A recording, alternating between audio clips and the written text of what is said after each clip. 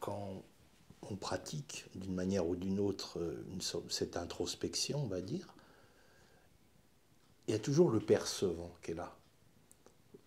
Il y a comme un recul du moi, tac, tac, tac, mais moi personnellement, j'ai toujours l'impression qu'il y a un percevant à chaque fois. Il y a je ne sais pas comment l'exprimer. La conscience. La conscience. C'est qu'à un moment, j'ai l'impression que ce percevant, on a envie de l'enlever quelque part pour libérer quelque chose Ah, de plus grand, tu vois. c'est un observateur, Un alors. observateur. Le percevant, c'est l'observateur. Hmm. Parce que j'ai l'impression que cet observateur peut être mental quelque part, peut-être un mental supérieur, hein, mais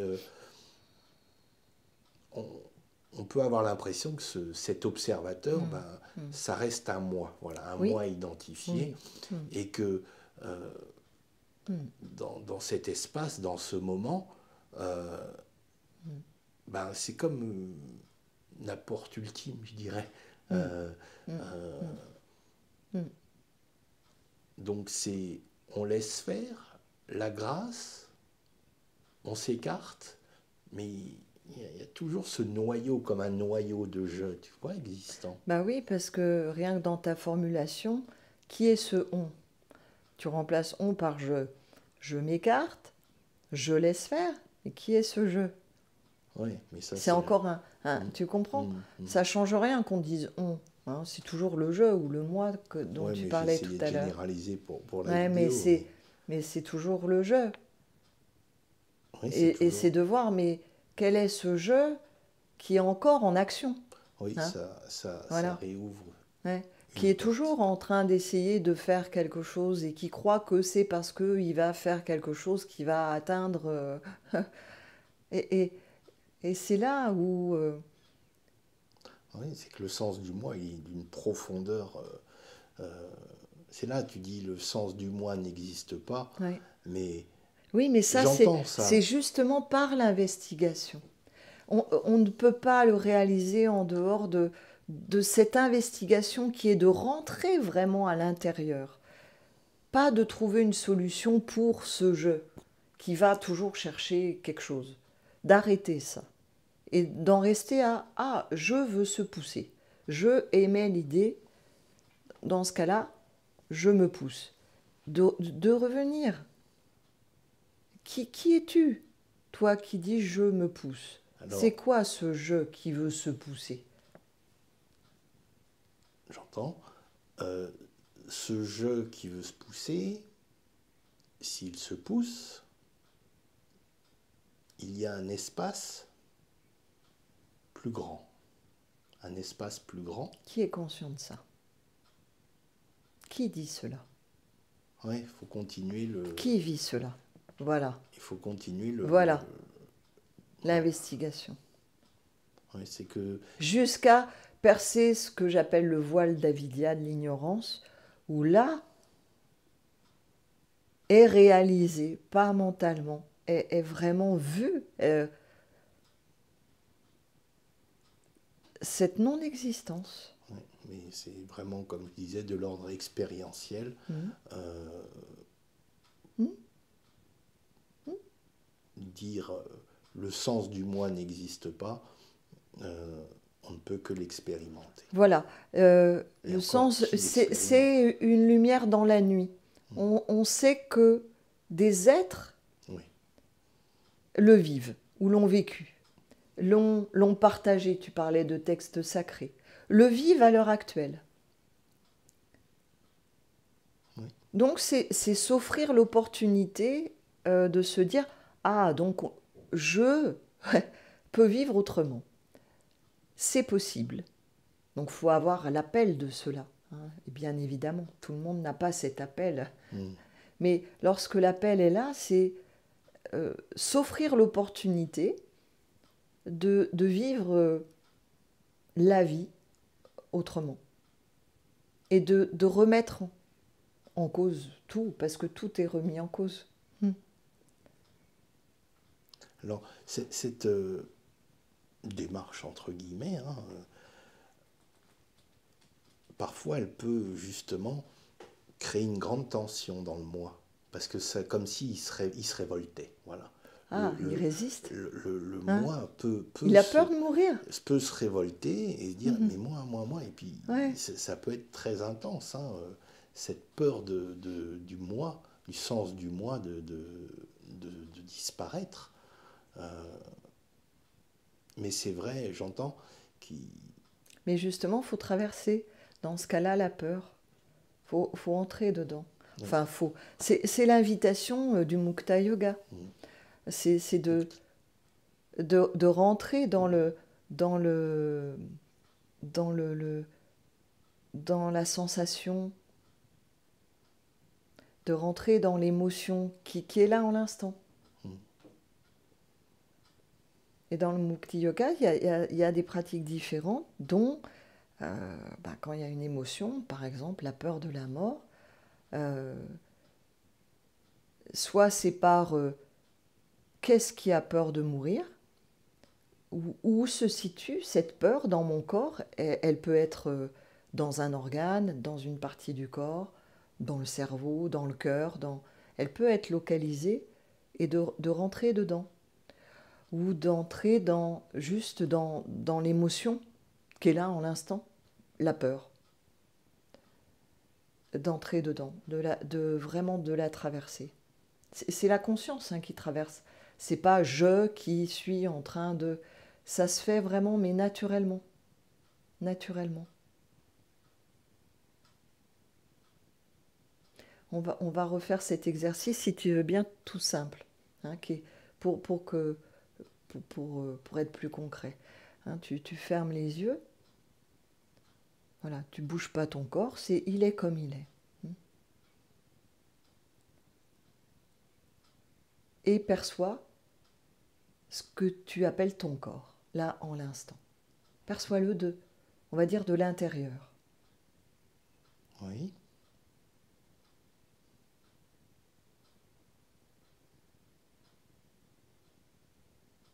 Et maintenant, tu ouvres tes yeux.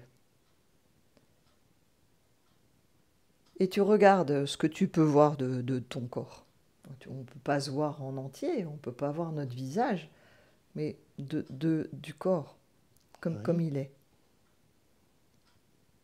Est-ce que dans la sensation, dans la perception intérieure que tu as eue de ton corps il y a 10 secondes, quand tu avais les yeux fermés, est-ce qu'elle correspond à cette forme-là?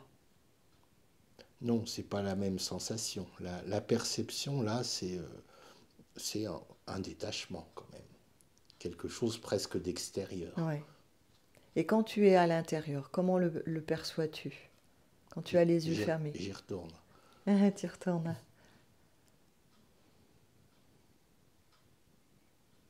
Bah, tout dépend sur quoi je pose l'attention. Pose pas l'attention nulle part. Juste la conscience. C'est plus vaste, on va dire. Est-ce que tu perçois des limites à ce corps? Je peux. En portant mon attention Voilà. dessus, je... En portant ton attention. Mais je t'ai dit, ne porte pas ton attention. Donc, juste la conscience. Non, en effet, plus facilement, on est dans un espace plus grand. Voilà. Et est-ce que cet espace, est-ce qu'il a des limites? Sans porter ton attention encore. Vraiment celle que je lui donne. C'est clair Voilà, et net. voilà, C'est clair et net. voilà. Ok. Donc là, on en revient à l'entonnoir de tout à l'heure. Ouais. C'est-à-dire que quand tu portes ton attention sur une partie, c'est-à-dire les rebords de l'entonnoir, on met une limite. Un entonnoir où il n'y a rien dedans. Il y a juste les limites de l'entonnoir. Ça va être les limites de là où tu portes ton attention. Et là, tu vas percevoir une limite. Mais si tu restes juste dans la disponibilité, la conscience de ce qu'on va appeler pourtant un corps. Tout le monde sait ce qu'est un corps. Donc on peut fermer les yeux, on sait qu'on n'est pas perdu dans l'espace interstellaire. On est là, assis dans cette pièce, donc on peut être rassuré. Et pourtant, il n'y a pas de corps à l'intérieur. Il n'y a pas la notion du corps comme on l'imagine et comme on est identifié à quand on est malade. Parce que ce qui est n'est pas malade, n'a pas à être guéri. La conscience n'est pas malade. Oui, et là, ce que je suis en train de me dire, c'est que il y a des moments où il y a des gens très mentales, où on peut être très mental à un moment. On pourrait ne voir que nos pensées à ce moment-là. Oui. Et être submergé et ne voir que ça. Il est possible, mais dans ce cas-là, c'est une autre approche, c'est-à-dire c'est pareil, ça va être, on peut avoir des émotions. Hein, dans le corps, en fermant, on peut avoir à un moment un ressenti, un ressenti, des pensées, des émotions. C'est tout le travail d'Antarmona en yoga. Mais tout cela va apparaître, se manifester, disparaître. On parlait ensemble hier avec Brahma, Vishnu et Shiva. Ce sont ces trois temps qui apparaissent tout le temps, en toute manifestation. Brahma, le créateur, Vishnu, celui qui va faire perdurer les choses, et Shiva, le destructeur. Et tout apparaît ainsi. Et c'est aussi ce corps qui est né, qui se manifeste et qui à un moment disparaît. Donc tout. Et cette vie à l'intérieur du corps peut être perçue. Là, c'est un espace tranquille, en paix, sans pensée, sans émotion. En tout cas, tu n'en as pas partagé. Ça peut être un espace complètement tranquille. Mais la conscience peut aussi percevoir des pensées, des émotions, un film à l'intérieur du corps, mais qui va inévitablement apparaître, se manifester et disparaître. Donc, on peut dire que l'intérieur de ce corps va être un agglomérat, dans ce cas-là, de pensées, d'émotions, de sensations.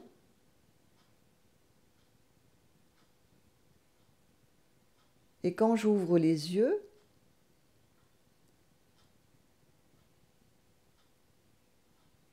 l'extérieur va percevoir mon intérieur sous cette forme-là. Mais c'est toujours que conscience. Il n'y a pas de matière. Tout à l'heure, je parlais de l'observateur. Moi, je ressens qu'il y a toujours une part, un observateur intérieur quelque part, qui est tout le temps présent. Est-ce que dans la conscience du corps, il y avait un observateur ? Si je veux. Voilà. Ouais, mais l'invitation est de lâcher l'observateur. Ouais. Est-ce que tu peux lâcher ? Est-ce qu'il peut être lâché ? Qui n'est pas l'observateur, qui est juste le corps, l'espace du corps, l'espace, la présence, la conscience, sans observateur. Oui. Voilà. Ça, c'est la conscience. L'observateur va inévitablement observer quelque chose. Conscience de l'espace intérieur du corps, ça n'est pas observer le corps. Ça reste un contrôle du sens du moi, quoi, qui perdure. C'est la conscience qui s'accroche à des repères, des repères dans l'espace et dans le temps, à des formes. Hein, c'est qui s'accroche aux parois de l'entonnoir. Et les parois de l'entonnoir peuvent être extrêmement vastes. On peut aller jusqu'aux confins de l'univers. On peut percevoir des planètes lointaines qui peut-être sont même pas découvertes encore. Enfin, la conscience est infinie. Mais si on observe, dès l'instant où on observe, on expérimente une forme, une limite et une apparence d'existence de matière. L'invitation, c'est donc de laisser la place à la vie. Mais ça n'est que la vie. Il n'y a même pas à laisser la place. Oui, mais parce toi, que on va revenir ça là à... où t'es, Oui. Mais Oui. Ben, l'invitation, c'est... Oui, l'invitation, c'est Parce ça. que là où je suis, c'est juste la conscience. C'est juste que dans l'entonnoir, la conscience peut être libre. Dans l'entonnoir, on va dire que la conscience, c'est l'air qui peut circuler dans l'entonnoir, mais qui n'est pas prisonnière de l'entonnoir, qui est tout autour de l'entonnoir. L'entonnoir, ça va représenter ce corps. Et quand je dis ce corps, c'est ce corps et les différents corps conscience qu'on a pu voir et aborder, revoir durant la dernière retraite. Mais cet air, cette conscience est totalement libre de l'entonnoir. Elle n'est pas affectée du tout. Elle est vaste, elle est ample. Donc il n'y a qu'une conscience, c'est pas que je suis quelque part où tu ne serais pas, c'est juste que la conscience, si elle s'accroche à l'entonnoir, à cette forme-là, quand elle est dans le tuyau tout en bas, elle va croire qu'elle est que cette forme-là, et elle oublie sa véritable nature. Oui, tu vois, là, j'entends ce que tu dis, et je me dis en même temps, c'est là où c'est une voie simple en même temps. Oui. Tu vois. C'est pour ça qu'on dit que c'est toujours extrêmement simple. C'est simple dès qu'on on accepte de poser un petit peu toute notre histoire, enfin les histoires qu'on se raconte. C'est ça, c'est arrêter. De s'ouvrir et se dire, ok, oui. Voilà. Je comprends. Voilà. Et tout ce qui est des partages, des pratiques, ne sont là qu'en dernier ressort pour des personnes qui aspirent, c'est ce que je disais, mais juste être la présence ou la conscience. Ces personnes, quand elles sont vraiment dans le tuyau de l'entonnoir, elles ont beaucoup de mal parce que il y a l'identification. Donc parfois les satsangs, répéter les choses, les dire différemment, sous différentes formes. À un moment, c'est comme réveille l'esprit qui s'ouvre à un autre possible. Et sinon, il y a les pratiques qui est l'investigation. Et dans la voie, et par le Mukti Yoga, l'investigation va être reliée alors par le Bhoga Yoga vraiment avec cette notion de jouissance. Donc là, c'est particulier, on va au-delà de la quête du bonheur, c'est cette quête de jouissance et de ce qui ne m'apporte pas aussi la jouissance, donc dans les opposés, par exemple, on parlait de maladie, la peur de la mort, on ne peut pas dire que ça soit porteur de bonheur et encore moins de jouissance, mais qu'est-ce qui fait que ça crée anxiété? C'est parce que justement, en fait, l'être veut jouir de la vie. La vie veut jouir d'elle-même, veut s'expérimenter et a besoin d'un esprit avec une vision plus étroite, plus attachée, pour permettre une illusion de dualité pour expérimenter. Sinon, il y a impossibilité de s'expérimenter. En la conscience, quand justement il n'y a pas d'observateur qui se pose quelque part, qui harponne quelque chose, il n'y a pas l'expérience de cette dualité, de tout cela. Donc, mais il n'est que la conscience. Il n'est que la conscience. Et tout à l'heure, tu disais, ah oui, mais tu dis ça parce que tu es en cette conscience. Mais c'est la même conscience. Et l'invitation, justement, c'est de rappeler à chacun, chacune, que la conscience est disponible ici, maintenant, pour tout le monde. Quel que soit le contexte de vie, quel que soit l'état de santé. C'est juste au lieu d'être la tête dans le guidon, si on roule là, on est en montagne, imagine on est à vélo, on descend là la montagne. Moi je refuse de faire du vélo aussi. J'ai trop peur. La tête dans le guidon, on va dans le précipice. Et la tête dans le guidon, c'est quand on est vraiment identifié et qu'effectivement, il y a toutes ces expériences humaines qui peuvent être source de joie, mais aussi source de souffrance. Et l'humain identifié va accepter la joie et le bonheur, mais il ne voudra pas de la souffrance et du malheur. Mais les deux seront indissociables l'un de l'autre. Et lorsqu'on relève la tête, c'est cet élargissement de conscience, c'est réalisé tout d'un coup. Mais le je n'est pas l'entonnoir, n'est pas la forme. La forme apparaît, va disparaître, mais ça n'est pas qui je suis.